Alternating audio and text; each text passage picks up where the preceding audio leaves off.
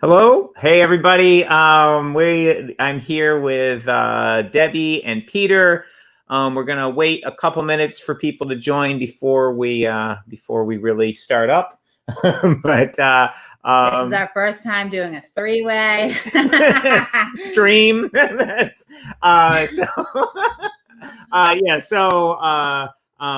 Kickstarter's been going really great today. I think we got a really good shot at unlocking the Nicodemus packs, and that'd be awesome. A lot of really beautiful art in there.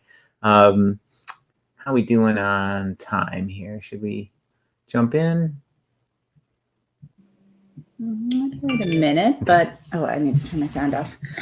Looks like we have some people from the Czech Republic. Where else is everyone from? So yeah, if you have any questions for Peter or for me and Debbie, you can go ahead and type them in the chat. And I'll just mention that we had talked about doing this before. It was actually Peter reached out to us last night saying, "Hey, I know it's short notice, but wouldn't it be great to share some secrets?" And he said he has all. I don't even know what he's going to talk about. I'm pretty excited. How could I say no to that?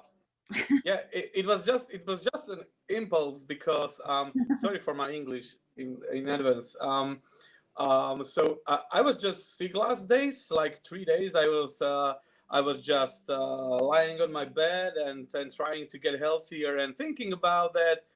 Nobody gets all those Easter eggs I just put into the game, and it's near 2 years out, and nobody just wrote about all those cool Easter eggs I put into the game. And I just wrote to Debbie, "Hey Debbie, we should do the live stream, and I should tell all about those details that that was put into the game." And are they really Easter eggs if you tell people where to find them? I think you should give some hints, but I don't know if you should tell them everything. Well, you can spoil a few and then save some for people to find. Yeah. Good.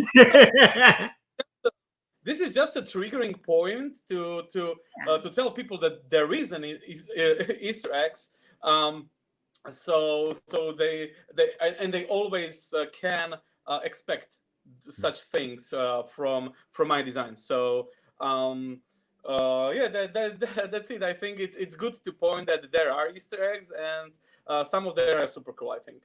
So yeah, I think telling a little bit about the history of how you guys met, how we even learned about Sorcerer, be a little good intro. I'm a lot like a lot of our backers out there. I personally got pulled into Sorcerer by the art and the lore. So basically, this was what was it, 5 years ago let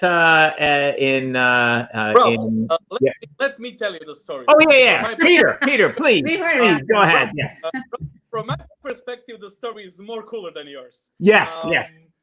So basically, I was doing this game 2012 since then, and I was sharing the many versions of the game with the local community, with the Czech and Slovakian communities, and I just put it out as a free game with all those graphics. Just guys play it. All I want to do from you is a feedback, and this was. I received first feedbacks, and I just throw it into the trash, and I will not do any games anymore. Never ever after the first feedback. It was just hard time for me. I was sad that no, it's not for me. Then after, I don't know, quarter of a year, I just throw it out from the trash and just start to browsing the feedbacks and just trying to read what people are trying to tell me, because it was that yes, it's not okay, but all of them also wrote that why it's not okay. So I tried to read those things and base the Sorcerer from the scratch, based on all those feedbacks they gave me. And it was a gift, but I didn't understand it. You know, Rob? I hope you are not this. Yeah. Oh, yeah. So guys, that's all for you newbie designers. Listen to everyone. Try to think about all those things. Okay. So back then, I was doing the new version of Sorcerer based on those feedbacks. Do the same procedure. and people like it. People really like it, and we just tweak it, and then the Essen came. I never heard about Essen before, and people just told me that Peter, bring the game with you to Essen and show it to the publishers, and wrote some emails in advance or before I went there. So I done this. I was working with several companies before I went to the Essen. So then I borrowed money because it was too much for me to handle it cost wise. So people from community helped me. They just get me into the car with no cost for fuel and so on. Many people helped me to get there. And I was on those meetings with those guys, and I met beautiful friends right now from those companies that I was in this commission meeting. And okay, I have those feedbacks, and then I saw Rob. I knew Rob from the Star Ones, which I really loved at that time, and it was a small company. I saw some interview with Rob because he still is the Hall of Fame player of Magic the Gathering. I was thinking, what can I lose? I mean, they are doing they are doing a small games, very family friendly games, like with the star. She's very colorful. I have a big game with the dice, which is the grim and dark theme. What can go wrong? So yeah. Then I just, hello Rob. I speak with him.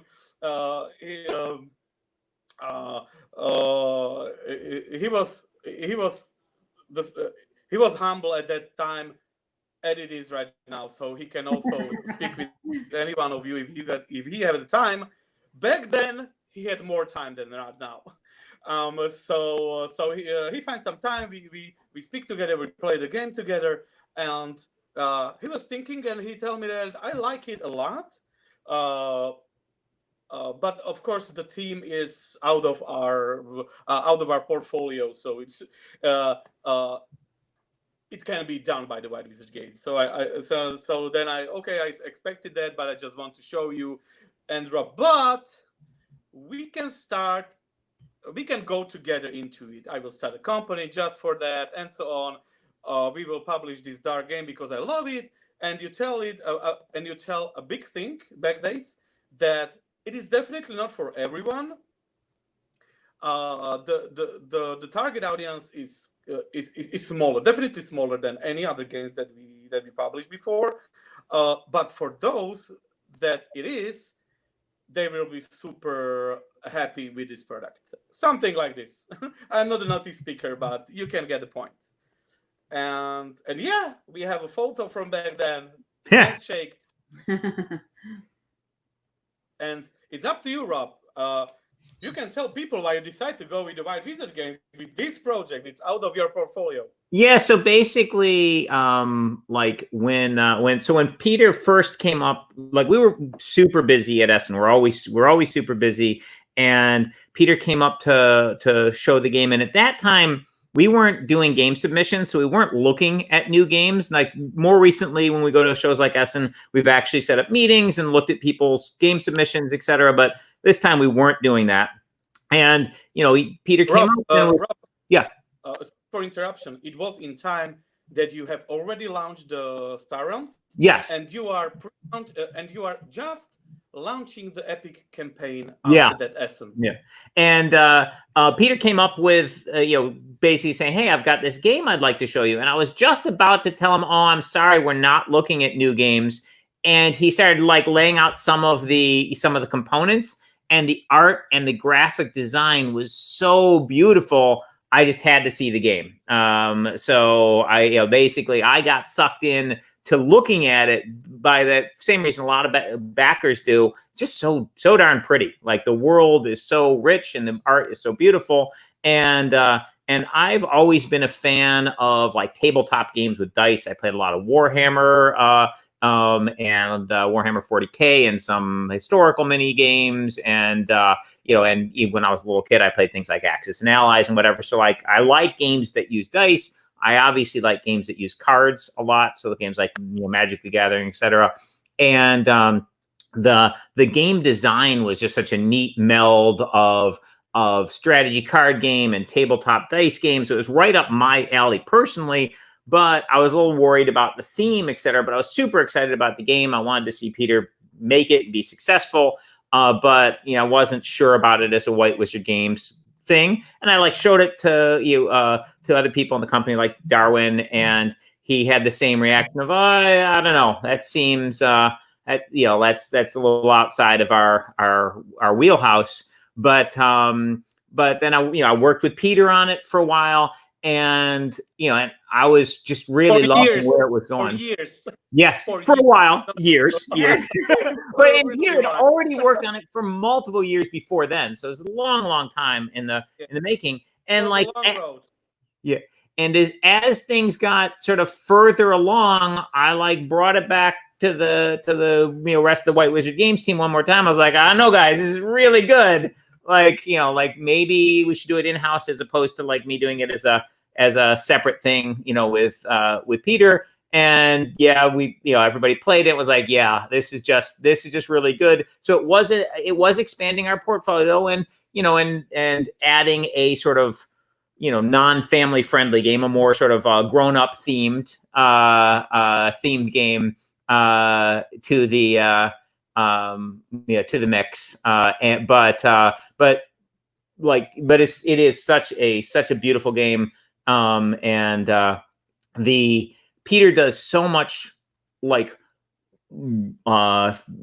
on the backstory behind stuff. Peter, do you want to talk a little bit about how you like to sort of look at legend and lore around the world when making stuff?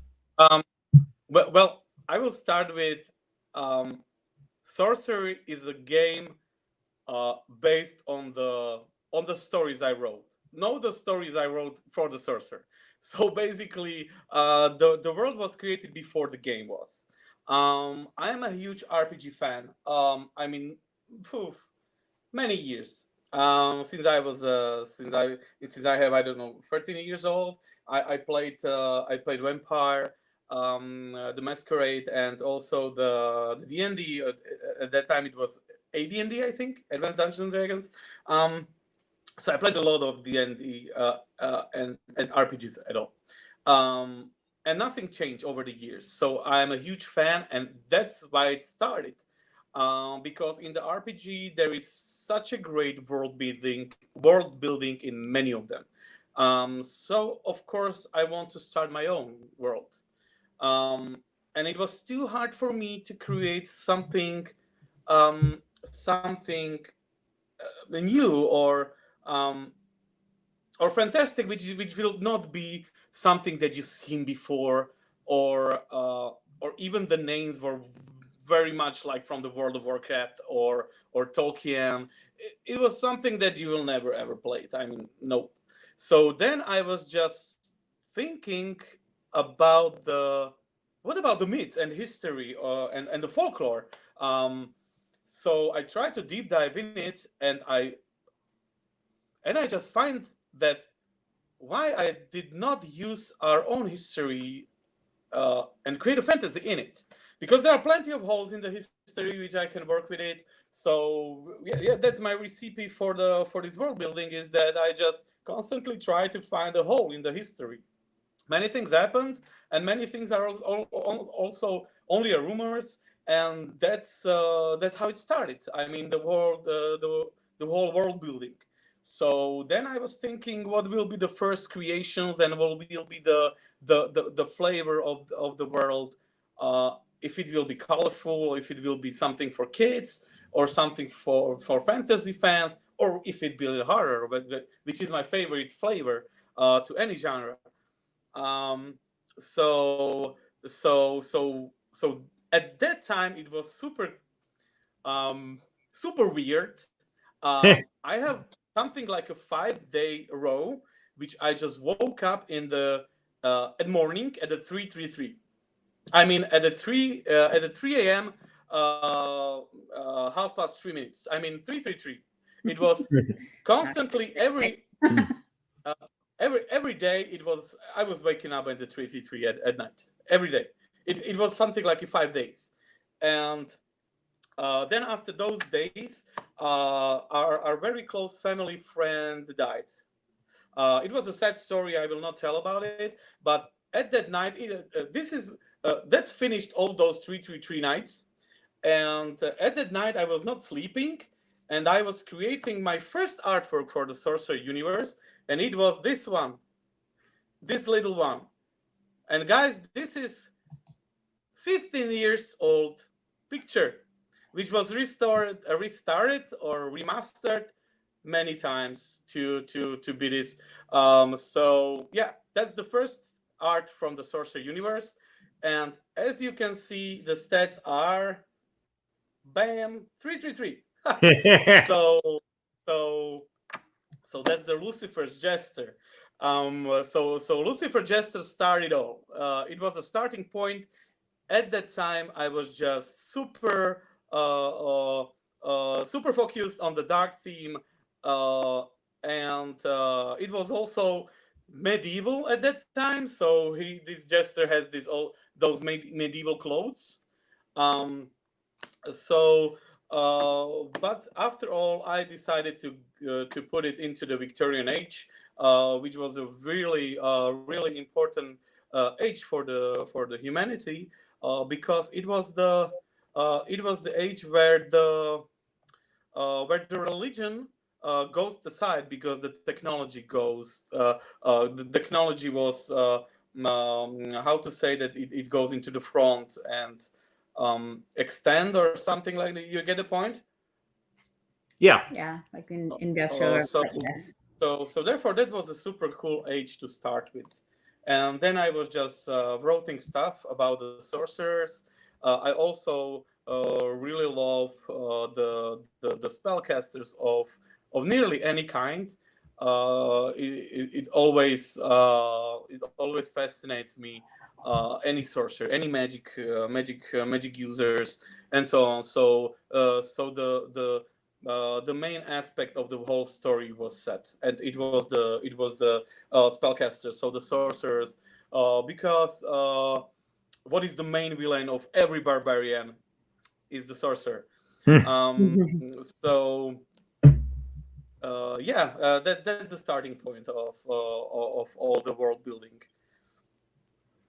We have a couple of questions. Someone was very interested. Internight is very interested in the backstory on Seth specifically. That was the character that got them to back. And someone else was asking about Nicodemus and whether that was based on a biblical character. I don't know if you want to share about Nicodemus yet, since. Sure. Since I'll let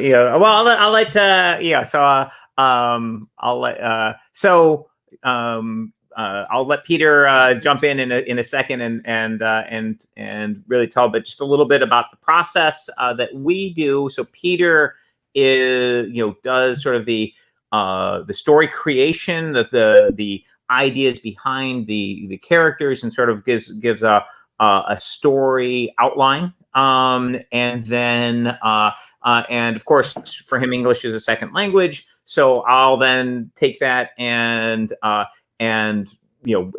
do some tweaks to make the write-ups that you see. And sometimes we work with writers like the lore that we just did for the Blood Curse ship. Sabrina Bensley actually did I gave her sort of an overall plot line, and then she did a great write-up on that. So yeah, but that's the process in general. But Peter is like, occasionally I will come up with a story that I'm excited about, and I'll pitch it to Peter, and he'll be like, "Rob, that's terrible." Or sometimes, "Yeah, that's good. Let's do it." So, but Peter, why do you know about Seth? Rob created the Tenok story. I have some ideas, but Rob took it and create an amazing story of the Tenok. And by the way, I never ever told to Rob that it's a terrible story, because he's like, okay, so about the Seth. At first, the idea was very very straightforward. I was super sure that I need to be in the game, so that was the starting point. And also, my favorite song is "I'm a Cowboy" from the Bon Jovi. So I exactly know what I would be in the game. So I will be the gunslinger. But to be a gunslinger is, I don't know. There were many gunslingers, but what about the spell slinger, or sin slingers? I never saw the sin slinger. So yeah, that was the idea. I don't know if I was sober when I came with this idea, but definitely, but but definitely the idea was super cool, even when I was sober then. So I came up with these scenes that it will be used as bullets, and that was the idea for the mechanic of the set. I know that the question was about this lore, but I need to also tell something about the mechanic in connection with lore. What I really love about the set is that when you are using his set in the game, uh, you are feeling like you are constantly reloading your revolver. So you just use these cards, shuffle into the deck, and go on. So your deck is like a using a revolver. You are just shooting, put back the bullets, and so on. So that is a cool thing about Seth, mechanically speaking. And but Seth is the is the third brother to the Abel and Cain, yet from the biblical story. So it's the brother which was born after the death uh, and of the brother, and he, he's something. When I was designing set, I have in my mind always something like a Loki character in the MCU. Uh, I love how the Loki is treacherous. I don't know. I love how he did his own justice or own things on his own. I mean, he's doing anything he wants. So I like this aspect of the Loki. And so yeah, Set is something like this. Set is existing since the beginning, and he was also on the right side of the. He was a lover for the Alexander the Great. He also was many characters in the history which he took form, because he can be any form he wants to be. He is one of the first sorcerers. Somebody is telling that this is the first sorcerer ever, sorcerer ever awakened. But these are only the rumors. I cannot confirm that. So so yeah, that's the story about the set. Yeah, so it's interestingly some. So what I'll often do with the story is I'll take pieces of it and I'll put hints of what's going on in like the bits of lore that we do, but I won't spell out quite as much as Peter has in his background, and leave stuff for people to sort of think about. And interestingly, there were multiple people on the Kickstarter who guessed the connection to Cain and Abel, based on the lore that I had on the page, which didn't specifically call it out. So that was pretty cool. And I like that people can sort of like dig around in the lore and and find their own connections. It's pretty fun. Yeah, as I said, to find lore about the sorcerer is pretty easy. Just go and Google the names of many things on the cards. Like, I don't know, you can just. But yeah, many of the lore is based on many different sources. Like we have there, Midsummer Dream. Is it okay from Shakespeare? Yeah. Midsummer Dream, I think. Um, so there is a character, of course, King Oberon from the Oberon's kingdom, which I think we described the lineage. You can find you can find a description of the lineage in the past Sorcerer or in the rulebook, I think. But there are some things, minor things. There is a Marina Erekin character, which you can find this character. It is a character from the Midsummer Dream also. So I leave it up to you. What you will find. And also there is Titania's Tear, which is this attachment, which is basically the tear of Queen Titania when she exiled her king of Fairies, Oberon, from the kingdom of Fairies, and this is his souvenirs that he bring with him. It is her tears that he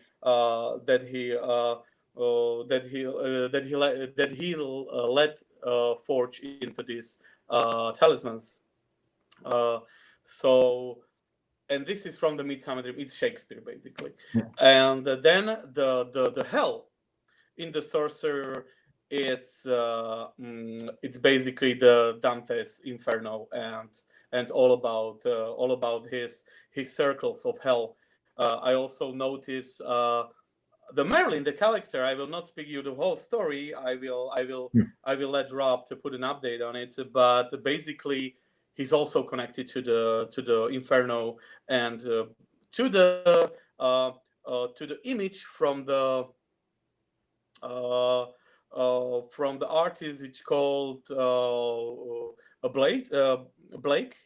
He was also the creator of the Red Dragon, I think, and he created a picture of the fortress of what is the person that is committing a suicide? What's the name of the person?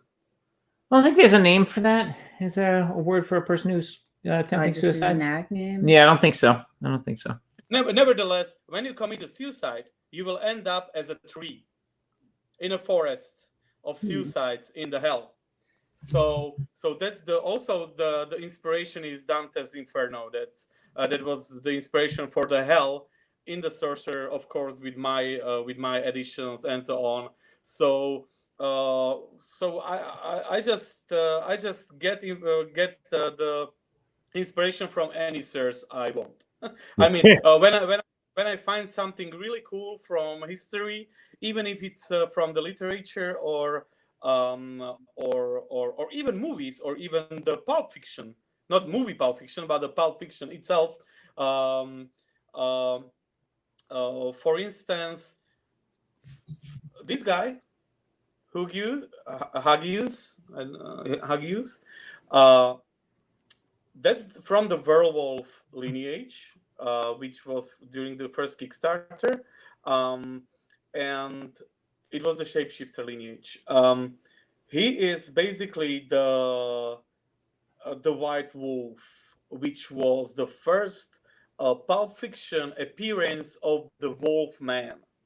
So it is something like the first werewolf pictured in the fiction magazine, and at that age, I think it was the Penny Dreadful magazine in Victorian era. So yeah, that's the celebrity here. So and he is the Wolfman. He is not a werewolf. So that's the one of the Easter eggs in the game. It's from the Pulp Fiction. This guy. So there are plenty of those Easter eggs. Yeah. So and that's one of the things I find so neat about the Sorcerer world is how Peter's grabbing this inspiration from history, from lore, from legend, and combining it into this, it's this really amazing world that but he created. Yeah, it all started in the Wikipedia. Like years ago, it started with the Wikipedia, but it grew as time goes on, and I was more deeper and deeper into the project. I was trying to find different sources and uh, different approaches to the portraying those things. Like for instance, on this card, which is from the Druid. The Druid deck is from my homeland. So at that time, it was Austro-Hungarian, but I live in Slovakia, and in a border with the Czech, we was owns Czechoslovakia, and this lineage is based on our on our legends. And this, I don't think it's girl, but it's definitely, yeah, it's Wraith. She has a folklore dress of Slovakian, old Slovakian folklore dress is putting on her. So those are all the details that many people all over the world will not get. But the people from the country to which those lineage or those pictures are connected will really appreciate it. So, for instance, the second one from the Druid deck, the Mamuna, is from our legends, and it was okay. Right now, I will be a little bit more how to say pagan. So she was a big-breasted woman. She came. No, that's the description. Sorry, we have. Yeah, it's the pagan legends. I will not continue in this way. Don't worry. And she came into your house, and she took your children, and she gives you a little wooden doll switch for that. So basically, she's doing that. Put three kin tokens into play. So all those things are based on real legends, on a real folklore.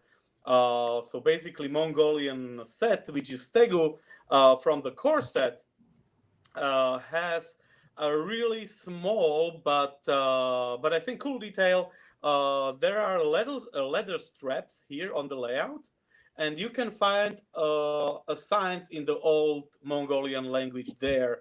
A little detail, and also I really love to use the terminology of the culture. Like for instance, this is the Narangarel, and her sister is Sarangarel, which in the Mongolian language is the dusk and dawn, so sundown and sun up in the Mongolian language directly.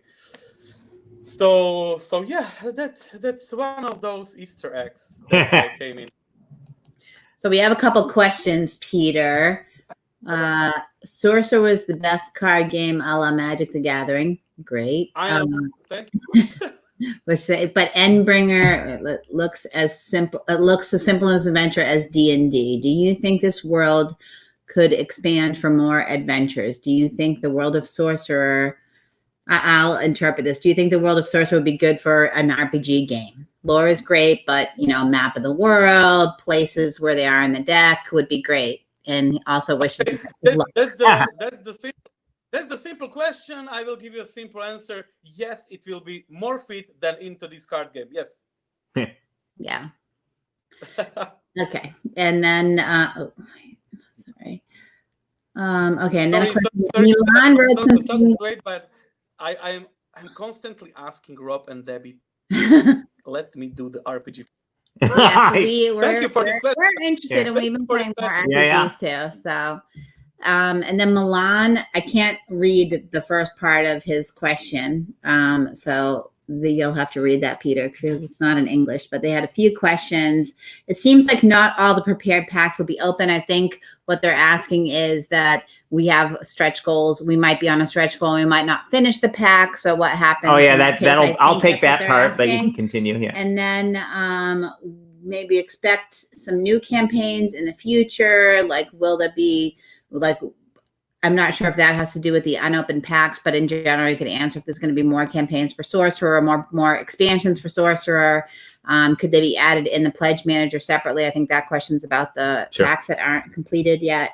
Or will they just not be done? So if we don't reach stretch goals that are not completed, will they just not be completed? Absolutely. They will be completed, but I'll let Rob talk to that. And then why don't you answer those questions, and then I'll and then we'll hop it over to Peter. All right. So Sorcerer is a little bit harder than Star Realms, Hero Realms, Epic to do Kickstarter stretch goals for, because individual promo cards are a little bit trickier in Sorcerer because the packs are super cool. So whenever possible, we want to combine promo cards into packs. And that's what we did. We did in the first Sorcerer Kickstarter, and that's what we're doing in this one to make those character lineage domain decks that you can combine to make your grimoire for the game. The way we do stretch goals in Sorcerer is we have the individual components of the pack that you can unlock. And the idea is when you get all of it together, you unlock the pack as a whole. And what we did, what we're going to do on this Kickstarter, same as what we did on the last Kickstarter. If we happen to not finish a pack, we will have some post-campaign stretch goals to give you guys another chance to finish unlocking that pack.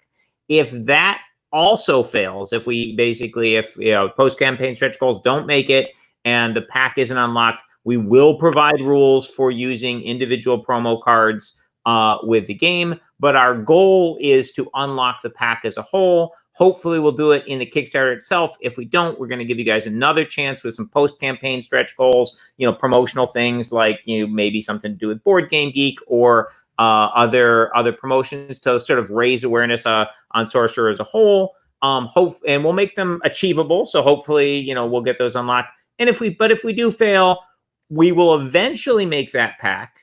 And with new artwork on the cards that were released. So in the meantime, you'll be able to use these promo cards with rules that we provide. And eventually when the pack is released in the future, with new art, you'll have cool alternate art versions of some of those cards that you can show off or swap in. But hopefully we'll get the whole thing unlocked. Last time we did that with Tegu, he was only Fennec.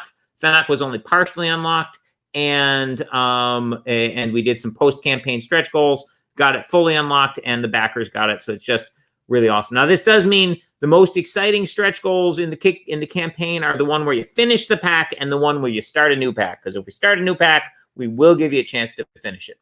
And what was the other part of the question? I think it was related. Just will there be, if it's not done, will come out in the future. And we will be doing more Sorcerer stuff down the road. Peter has so many awesome ideas, and lots of just ridiculously cool artwork and stuff and stories that we're working in for stuff that's going to be down the road. So yeah, I mean, obviously, there's been a lot of returning customers and a lot of new customers coming into this Sorcerer campaign, and it looks like we're doing just as well with the expansion as we did with the original set. Probably going to end up actually higher in this campaign than the original Kickstarter campaign. So yes, we'll be coming back with more Sorcerer stuff. Peter's got lots and lots of cool ideas. Speaking of Peter's ideas and rumors that spread, there's a rumor here asked about in the question that there might be a Sorcerer without dice. And they're asking about this rumor. I don't know anything about this rumor. Do you? I don't know what I'm not sure what that is. No. There was discussions, and and people have some ideas how to use it without the dice. I also have some ideas how to use it, but at the end of the day, I found out that hey, I was doing Sorcerer for myself, and I love the dice there. So yes. Sorry. You can go up with your versions of the dice-less game, but I just step out of any of those ideas because I consider on my own behalf the dice to be one of the most enjoyable aspects in the Sorcerer. So I will definitely not work for on any variant without the dice. There are plenty of games which are not using dice, and if I put it out, it will be nothing. It will be just another TCG, LCG. It will not be anything special. And the many people love the Sorcerer, a part of those millions of all the LCGs, TCGs that already came up, because it has this part of dice chucking combat, like in the tabletop skirmish games. So I will close the rumor right now. No, I will never do a version without the dice. I will probably do another game if I will have the need to put out the dice. Yeah, that's it. Cool. No need to spread. I also love the skull dice. Yeah. We were playing the cooperative last weekend, and I re-rolled everything, and I got the 2 crits. Oh, that was awesome. Yeah. I didn't think I was gonna do it, but okay. We had a Sorcerer Day a week ago or 2 weeks ago. I don't know. Mm-hmm. But it was a super cool day. I will definitely want to repeat it. It has a really hard after party after that, so I will not do too much Sorcerer Days here in Slovakia, because the after Man, I need to come back for one of those. I haven't been to Slovakia yet. So by the way, what I want to tell is that the dice checking. I was just playing, but also watching other people play, and then in some moment I just stopped to watch people play, and I was so focused on my game, because when I was playing Sorcerer, I was more representing Sorcerer in last year than played. You know what I mean? Yeah. When I'm on such actions, but I was in the moment that everyone knows how to play. There was Daniel, my lead tester, and also the further designer, and he's also helping me this. And people was in moment that they are just playing. Nobody asked me anything, so I can just focus on the game, and I really enjoy the dice aspect. I mean, it was emotional. You know what I mean? It is like, yes. Mm-hmm. It's like you reroll all in roll, which is 7 dice, which is like four doubles critical hits, and just roll half of it blanks, and you are just yes. Yeah. And this is something that you never ever can get from any game not using dice. No way. Yeah, and there's a lot of really so the Omens have this really cool thing where with the mechanics of the dice roll and re-rolling, be able to control your luck. And there's a lot of really interesting subtlety to the use of Omens. Like basically, Omens are really good at pulling things away from the extreme and toward the mean, and they're not so great at like pushing you to get to that to that extreme result. So like, for example, if you need to get a critical, hard to do, 1 in 6 chance. So you can spend it's only 1 in 6 to work. If you want to, if you got a blank and you just need it to be anything but a blank, well, there's a 2/3 chance that's going to work. If your opponent got a critical on 1 die and you need to, oh my God, I can't let them have a critical, it's probably going to work. 5 in 6 chance if you spend an Omen, it'll pull it away from that. And so there's all these like various percentages you can play with, but also there's the how important it is it in the game right now. Sometimes getting that extra effect, like sure, it's only a 1 in 6 shot, but if it happens, it's so huge, it's worth it.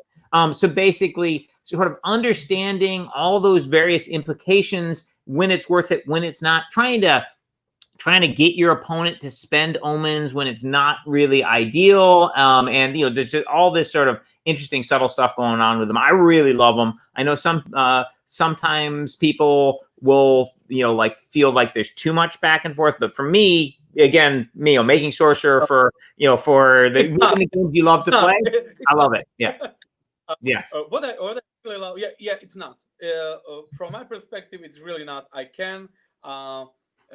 should read all the Omens all the day. Really, I really love this aspect of the game, to get Omens. But what I really love what aspect which I don't know if you noticed that, but the omen has something like a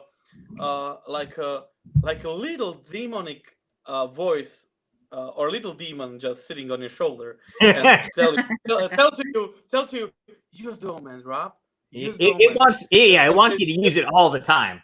Yeah, and all the time it's like use it. It's like the taming voice, and you just said no. I will leave it on the better because you need this critical. You want to kill this one guy, which is really annoying, and he has only 1 health left, and you have a battlefield with a guy that have a 7 dice left to roll, and you just spend 5 omens to get 1 critical on 1 minion, and you just pass it. No, you will blank off, and you get all of your omens just to this voice. Use it, you will get it. Yes, that's one of the aspects of the omens.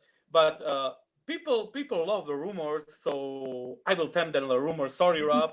Yeah. But the Nicodemus character, just to tell you guys a rumor, I betrayed Rob right now. Yeah. But just to tell you a rumor, Nicodemus, the character, will use omens for different other things. I will not tell you what things exactly, but his own, but his set is based on using omens on some things. Like for instance, one of those can be, but it's only a rumor. Can be the casting his minions for omens, so which will be then alternative casting cost. But it's only a rumor. Only rumor. It may or may not be true. Only source from the designer. So yeah. Everything can change at the lab, but the basic idea of the Nicodemus, which is testing right now, is using omens in different way, and it's connected to his lore, which I will not tell you right now. So there's various questions about, there's mentions that like you're working on other stuff that, maybe isn't yet completed. It's not yet out as a stretch goal. Maybe isn't even going to be ready for stretch goals. Can you speak to like where we might see those come forth in the future? And also, I want to know the answer to this. Is there any possibility of a dragon deck in the future? I hope. Oh, I don't know. I like dragons. Yeah. So likely. Yeah, so likely the Sorcerer will continue in the way it has been till now, where basically we will have another big Kickstarter in the future with so basically Peter is working constantly on all kinds of really cool ideas, and we go back and forth with with some concepts and such, and he's got lots of cool stuff that is awesome, but not going to be in this Kickstarter. Like a lot of times that's my role in the design process, is saying, okay, Peter, stop. We're going to do this stuff now and this other awesome stuff. It's great. That's the truth. Saving it for later, because otherwise we'll just never get there. Because Peter always has cool new ideas. And, we can add this awesome thing and this awesome thing, and like they're great, and we do add them, but we gotta make sure we can actually get items into your hands as things progress. So I'm the guy who says, all right, we're saving these items. These are great, but we're saving them for later. Peter has a lot of cool stuff that we are currently in the saving it for later camp on. So there will be more Sorcerer to come. And Peter has many really cool ideas. So okay, yeah. What can I tell you is, I would love to leave the old continent and American continent aside for a while, and that's all I can tell you. Yeah. And one of the really neat things about Sorcerer being set in the Victorian era is that there's really interesting stuff going on all around the world at that time. So, for example, the American Wild West time period overlaps with the Victorian era. So you see things like Seth the Gunslinger when we're looking at a set that's happening in the United States at that at that time. And of course, cool stuff going. And of course, the Sorcerer stories go way back in time, as as Peter was pointing out with some of the stuff we talked about earlier. So you'll have characters and lineages and domains that stretch way back in time. So basically, any point in the history is sort of fair game for Sorcerer content. And a lot of times the sorcerers won't. Some of them they're thousands of years old, and they don't necessarily change the way they do things with with the rest of the world changing around them. So, but yeah, anyway, that's lots of cool stuff coming. Related to new stuff coming, is there any thoughts on additional? This is a question from the comments, not from myself. Are there any thoughts on new mechanics being added? Or do you see that we'll just, continue to expand the Grimoire, and add the same types of packs? Can you comment on that? Well, so a lot of times there are little mechanics that are within the pack itself. For example, every lineage has mechanics in it that sort of new stuff that they can do. And of course, with Endbringer, we've got the whole cooperative play thing and some new mechanics going on there. But Peter definitely has ideas for additional stuff. I don't know if Peter, you want to speak to that question at all? Definitely won't, because during the first wave of the Sorcerer, I was only brave enough to break the rules in the lineage decks, but in the Endbringer, I was not gentle to the project. So I was just experimenting with a lot of things and try to be as experimental as I can be. So therefore it took much more time to design it, but I'm really satisfied at the end. For instance, just to be constructive to you, for instance, the scene cards with the Seth. So you have the new type of cards. I will not describe it right now, but it basically, the people who know the Sorcerer, there was a 3 type of cards, which was the attachments, the minions, and still is, and the sorcery cards. Right now, we have also the Sync cards, which is special to Seth only, which is a character deck, not a lineage deck. And then we have also a new type of card, which is a sanctuary card. And the sanctuary cards are introduced by the Sigismund character, which is the vampire guy on the handsome guy with the 2 drinks in his hand. Yeah. I love that comment. Somebody commented that I love this guy. He has 2 drinks in his head. My guy. So he has something like an ongoing cards, which is attached to the battlefield. So you can see this in the future. Sigismund is an introductory character with this type of card. I would love to add into the Sorcerer. You are struggling on the battlefields, right? So you have the old London town, you have the Cairo, and so on. But what about if you can build a sanctuary in that district or in that part of the world, which is your domain, which is your sanctuary?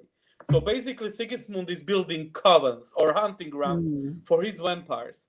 But you can see the fortifications in future, maybe. So that's another new type of card which is added into this Kickstarter. So this Kickstarter introduced more things that I expected when I was first sketch all those designs. For instance, the main idea of the Kickstarter was a small Kickstarter. Rob, you can confirm. With some booster packs from the Wild West, and that comes the set, that comes the Forgotten Church, and I was thinking, what will be the lineage for the Wild West? And then I was just remember old cool voodoo stuff. I love it. For many years, I love the voodoo stuff, and I always considered voodoo as a cult, or something like practicing a dark sorcery or something. I was never ever look at it as a religion, which it is. Basically, the voodoo is the religion, and then it was a problem because I need to study voodoo. It's not only something like a rumors or something. It's a religion. So I need to be very, very careful what I will put into the game. So yeah, I spent 3 months of studying voodoo. I mean, basically, I can practice voodoo, I think, right now. No, I'm just joking. But I was trying to study it to be correct, to not offend anyone with it because it's religion. And when I started to study it, I was just obsessed by this. I mean, there's so many insane things that is going on there. So I was watching some tapes, some videos. I was reading the books about the voodoo, and then come the mechanics of the possession with the law, with their spirits. So there is a lot of mechanics which is directly implemented from my experiences into mechanics. For instance, you have a temple in which you are sacrificing the cards, and your character can be possessed, mounted, not possessed, mounted. That's the right terminology. You become mounted by the law, which are the spirits. And your character can be mounted with one of the four loas, like Papa Legba, or Baron Samedi, or Simbi. And last thing about the voodoo set is that I use exact terminology. So if you will, so Mambo Sur Point, if you will not understand what those names of the cards are, just try to research. You will find it. So yeah, I really deep dive into, and it's only a really small description what I really did for for the research of all the sets. So yeah, a lot of new things to learn about it.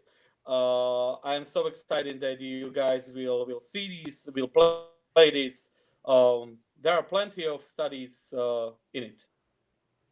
So I think we got a question here, which would be a good one for Debbie. Really? They were asking about the different sleeve types and stuff. Oh, well, there was a couple, I think there was more than one person. They wanted to know if we could add Hero Realms and Star Realm sleeves as add-ons in the campaign. Yeah. So basically, we will have additional stuff in the Pledge Manager. So basically, on the campaign page, we sort of have the Kickstarter exclusive stuff that you can't get anywhere else, can't get at your local game store or whatever. We wanted to make sure those were listed in the campaign itself. But when the Pledge Manager comes out, we will have additional stuff in there. And Debbie actually does all the insane work, like really, really hard work of organizing transportation, the fulfillment of all the stuff worldwide. So basically, she's sort of the final arbiter of, okay, what's going to be in, what's going to be out. So I get to decide. You get, yes. No.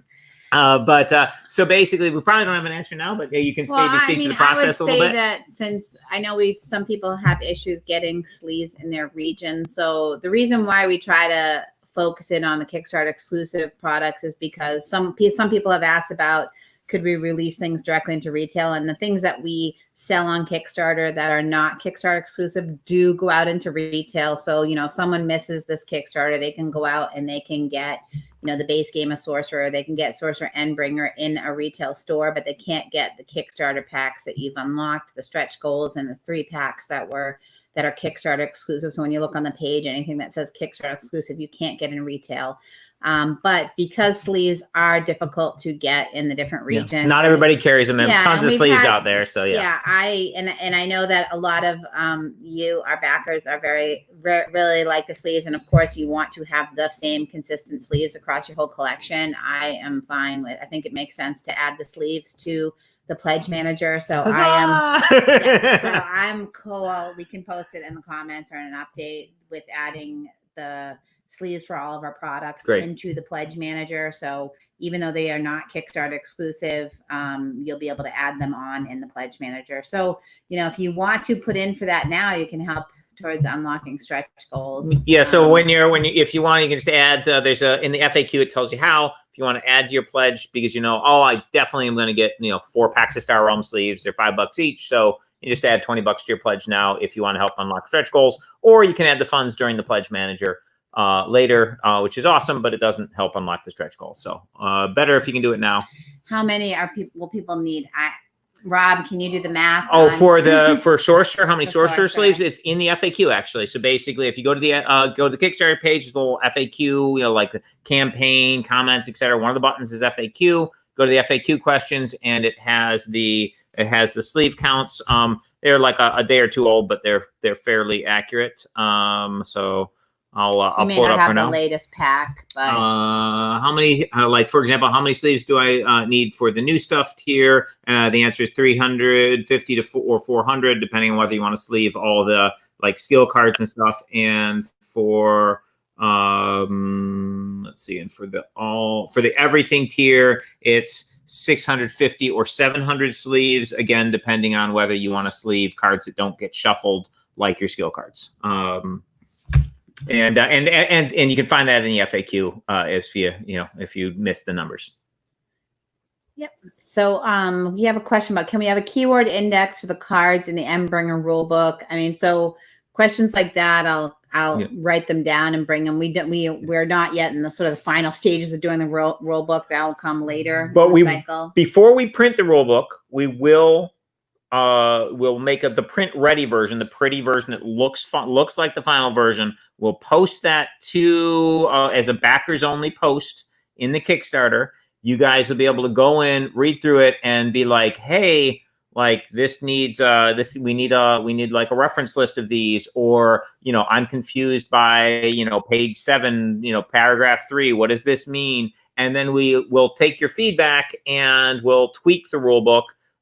We did this for the Sorcerer base game as well. We posted the rulebook for everybody to look at before we printed it. We're going to do the same thing with Endbringer. So you guys will see the rulebook before it's 100% final. We'll be able to make modifications on it before it goes to the printer. So basically, we'll make the print ready version, the pretty version of it, and we'll share it with you guys, and we can address your feedbacks and tweak things based on it. And there's lots of love in here, Peter and Rob, for Sorcerer. So you should read through the comments. I'm not going to read every single one because we're already going longer than I expected. But just imagine a lot of people saying Peter is awesome. Peter, don't stop. And we say, Peter, we got to stop once in a while so we can do some releases for Kickstarter and retail. Okay.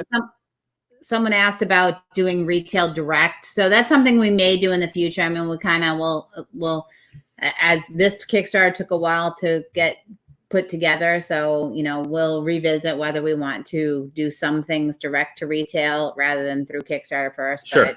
But we're not sure. We don't have the answer to interestingly, that right now. We find that products that we have in Kickstarter first tend to do a lot better in sales in retail. I think that basically is because Kickstarter backers are really excited. They're alpha gamers. They want to get the new thing. They want to show all their friends. So they're kind of like a giant demo team. So sure, that guy who buys it, let's say you own a store, the guy who bought it on a Kickstarter, sure, he might have bought it from you and he's not buying it from you, which is sad. However, he is showing all his friends that new game he got, and he's showing it to them before it's available in retail. So then he goes and plays with 20 people before the game comes out, and half of them are like, hey, you know what? I really want that game. And they come to the store. And so instead of the one guy who tries out new things, suddenly you've got 10 people who are like, hey, I want to get this when it comes out. So we've done like expansions for Star Realms, etc., where we can look at the numbers and it's like, okay, this one we sold 10,000 units beforehand on Kickstarter. You'd think that the retail sales would be smaller. No, they're way bigger. Like basically people get it, they play it with their friends, and then the stores end up just getting more orders for it. So, so yeah, that's while we won't necessarily, so while some things may come direct to retail, just because the logistics and timing of Kickstarters sort of adds to the process, I don't feel it hurts stores when we do Kickstarters. I think it actually helps. And of course, we do have pre-release stuff for stores who are really into it and want to get the stuff. We will have pre-release kits that include the Kickstarter stuff. So basically stores can support Kickstarters too. The way you want to do it, if you're a store owner and you want to do that for this campaign, you just back for $1 and email, there's instructions there, email support basically saying, I'm interested in a pre-release kit when you guys have it ready. And then when it's ready, we'll email you and say, hey, here's the kit. Do you want it? And then you can pay for it at that time. So stores are obviously super important for gaming, and we want to keep them going. So we're at the hour mark. I guess I'll take one more question here. Can the boss be played as a character? I think I know the answer to this, but I'll let one of you answer that question. So basically, can you play the boss directly? The answer is no. The boss is automated in Endbringer. Now, I know Peter has some exciting things that he's been working on, behind the scenes for one versus many style play. But that's not the content. There's the major spoiler. Yeah, yeah. Minor little spoiler at the end there. But yeah, so basically the answer to the question is not in Endbringer. That's not something that Endbringer does. Endbringer is solo and cooperative play. Yeah. So I don't know. Can we speak about the things that we are planning? Well, we're actually gonna go grab my power cord. Yeah, we're actually we're actually gonna have to cut out because I have to go get my daughter from day camp. But if people have more questions, basically you can ask them in the comment section. Peter is on there. On there frequently, and also on the after the Kickstarter's over, BGG, Peter's on. You're on there. Peter, you want to talk a little bit about ways people can ask you questions about Sorcerer down the road? Oh yeah, sure.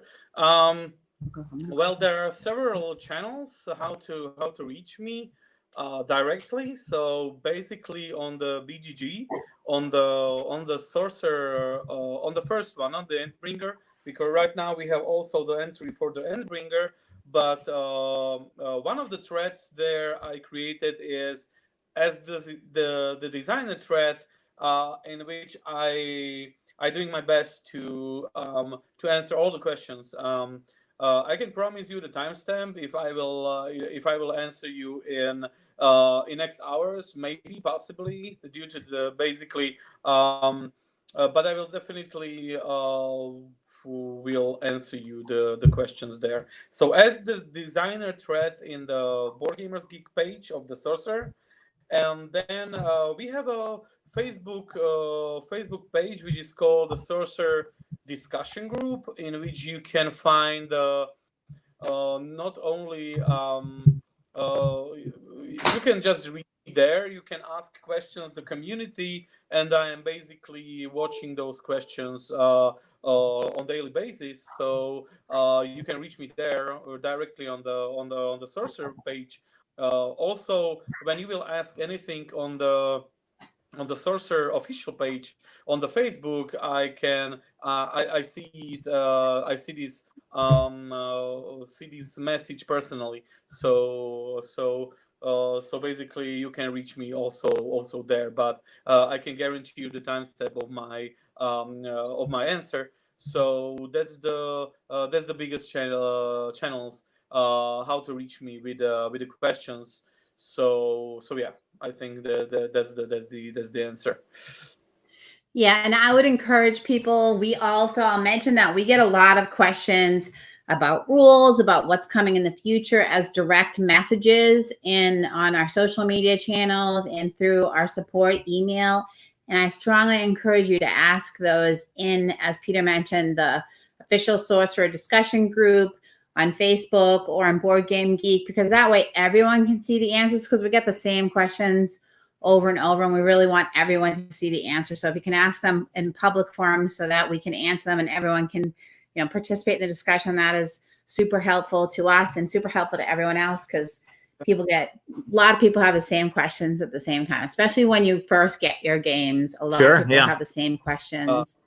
I can save you a lot of time. That's to all people. Don't ask me what I am on what projects I am working right now, or what will be the future of the Sorcerer. Don't ask me that question. It's no comment. I'll say cool stuff. Cool stuff. That's yeah. Cool stuff. But in moment, I will be able to put any news about the projects after the confirmation from Rob. We will get into you via the newsletter. But don't ask me what I am planning or questions like this. I will not answer those questions. It will always be no comment style. Sorry for that, but that's true. I only want to save your time. Yeah. I thought this was really fun. Yeah, I think we should do fun. more of these where we can talk about some of those things. And I want to say thank you to everyone who's backed the project. Thank you, guys. I mean, Sorcerer's so amazing, and we're so grateful to everyone who participates and helps, bring all this new stuff to life. Yeah, and we really could not do this without the backers. The amount of time and money that goes into the creation of Sorcerer, with the artwork and etc. Like the fact that the backers are there for us when we come out with these new products allows us to keep going, because that's like it's literally years that goes into these releases, and so much work by so many great artists. And yeah, it's just and Peter's like full time on it for